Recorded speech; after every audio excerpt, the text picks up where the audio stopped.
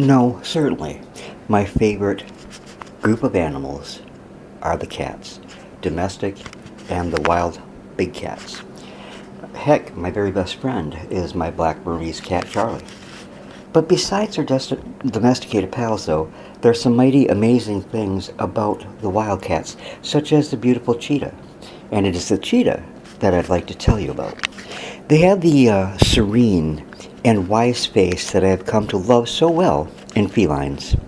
Their large spotted bodies make them appear quite majestic.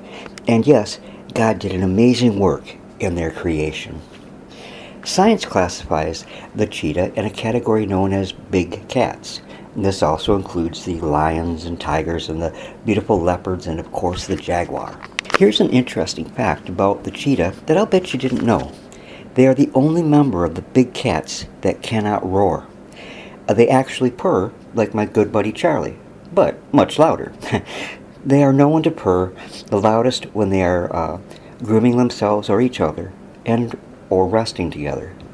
The cheetah are not as powerful as other big cats like the lions and tigers who have very strong jaws and bodies. The cheetah makes up for this lack with incredible speed. And whilst I would not call any of the big cats gentle, the cheetah is the most gentle of its kind. They would actually rather run than get into a fight. It sounds rather like myself. Anyways, it is because of their flight rather than fight disposition that in the wild they only survive about 5 years, but in captivity, where they are safe and protected, they may live up to 15 plus years. God built every part of the cheetah with great speed in mind. There are 5 basics that help them run very fast. 1, they have very long legs. 2, a springy backbone. 3, a very slender build.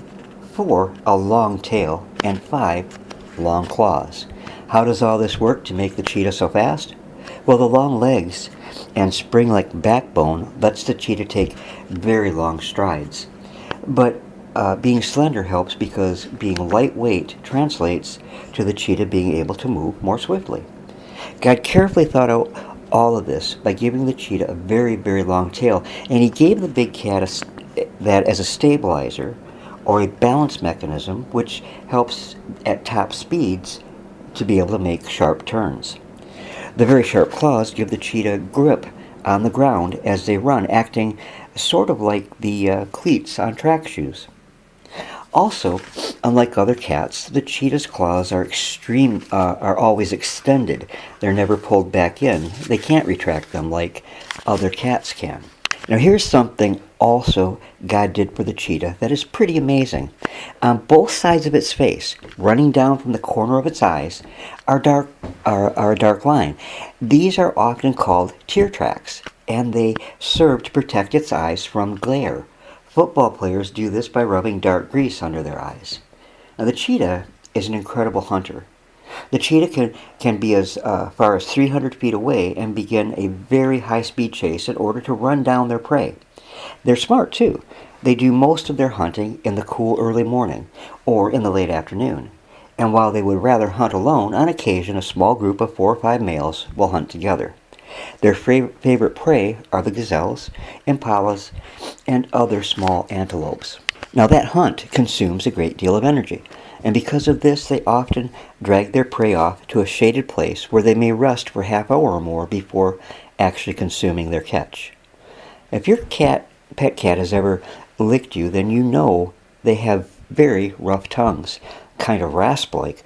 The cheetah's tongue is even more rough, which comes in very handy for scraping meat from bones. Cheetah's moms are very good moms, and when she hears her little cubs are born, the mom will nestle to the little one nestle it close to her, and they weigh less than a pound. As they grow, if the cubs stray a bit from their mom, she will signal them to return by loud purring or a soft chirping sort of sound. For about 2 years after birth, the cubs do nearly everything with their moms, brothers, and sisters. Dad doesn't take an important role at this point. Cheetahs have an interesting history with humans. Being that cheetahs are so shy and gentle, our ancestors were drawn to them.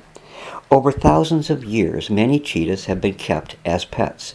While they might have been good for the people, it wasn't so much so for the cheetah. As far back as the Sumerians in 3000 BC, to the noblemen of India, they used the cheetah to hunt. The ancient Egyptians loved cats so much they considered them sacred and worshipped them. There has even been found a gold cheetah mask that was worn by an Egyptian priest around 1370 BC. An emperor of India around 1550, named Akbar the Great, had as many as 1,000 cheetahs that he used to hunt gazelles. But as often happens when wild animals get in the way of humans, so-called human progress, the animals usually lose. Cheetahs are now considered to be endangered and could become extinct. It may not be many years, and none will be left in the wild. Their grasslands upon which the hunt are quickly becoming farms, and they also can be legally hunted. It is a dreadful shame that something God made with such beauty, agility, and grace is being pushed out of its very existence by mankind. Well, that's the amazing story of the cheetah in a nutshell. Again, they are incredible animals. If you enjoyed the program, please give a thumbs up and subscribe so that you don't miss out on a single new program from my favorite channel, the Dennis Morrison channel. Have a great day, folks, and God bless.